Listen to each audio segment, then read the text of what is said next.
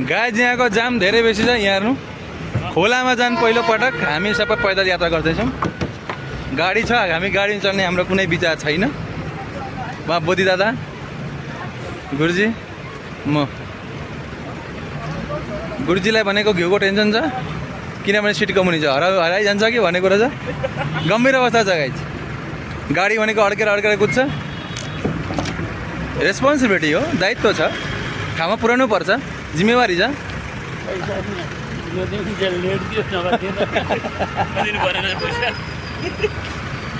पैसा चाहिँ टन्न लिइसकेको छ हाम्रो गाडीले।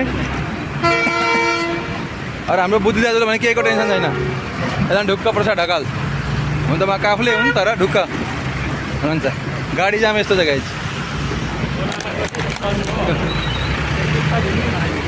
तरिहालिन्छ नि हो। गाडी जाम, बाटो खराब। यहाँ माथि सबै पहिरो गएको छ, सबै पहिरो गएर यहाँ बाटो जाम। अब यो अवस्थामा हामी यहाँ छौँ। हो यस्तो पराल सराल बोकेपछि के उपाय लाग्छ र गाइज? यहाँहरू उपाय छैन हो। सबैमा यस्तै अवस्था छ। पेसेन्जर हिँड्दै जाने रे, गाडीमा नजाने भन्ने कुरा आयो।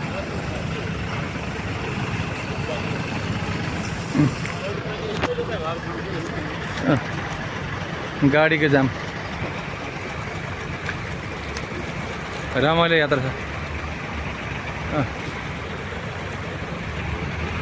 योभन्दा रमाइलो अब के हुनु बाँकी छ? रमाइलो भइहाल्यो नि, होइन त?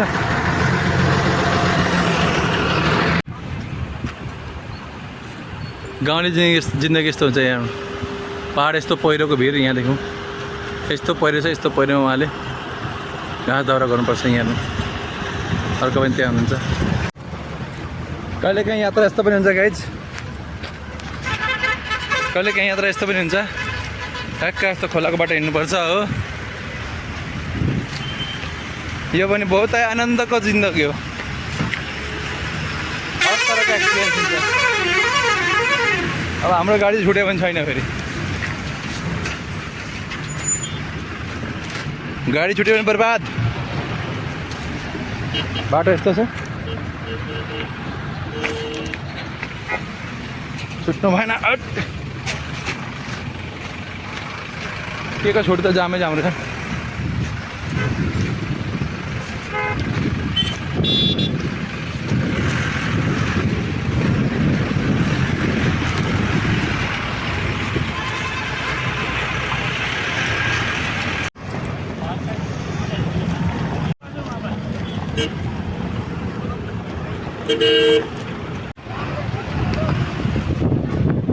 हाम्रो गाडी आयो, म चाहन्छु न तपाईँको भन्दा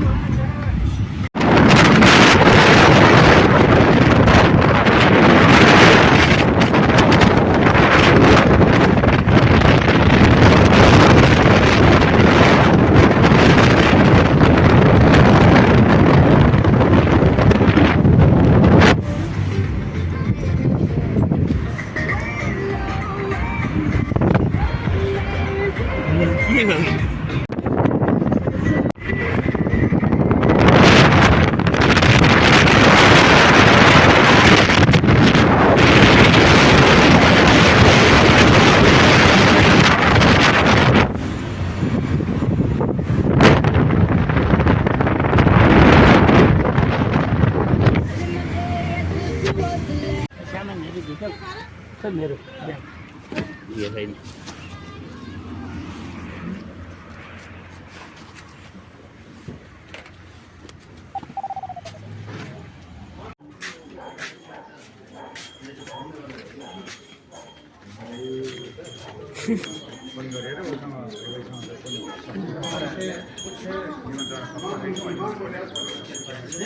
भित्र गएर ढोगेर मन्दिर अनि बटो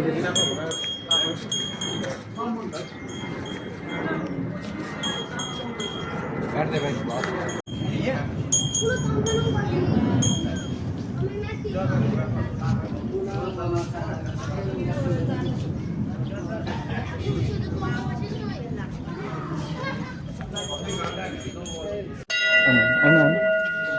आउनु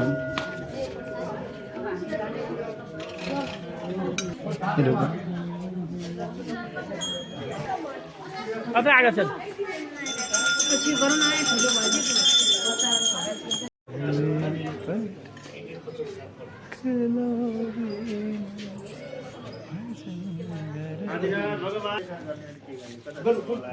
ल बोले आदिनाथ भगवान को कृष्ण कन्हैया लाल को शिव शंकर भगवान को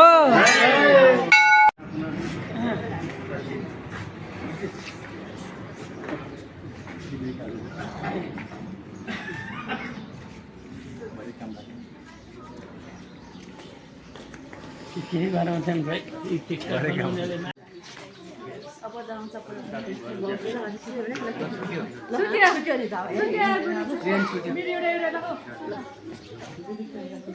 माथि हेर्नु ऐनामा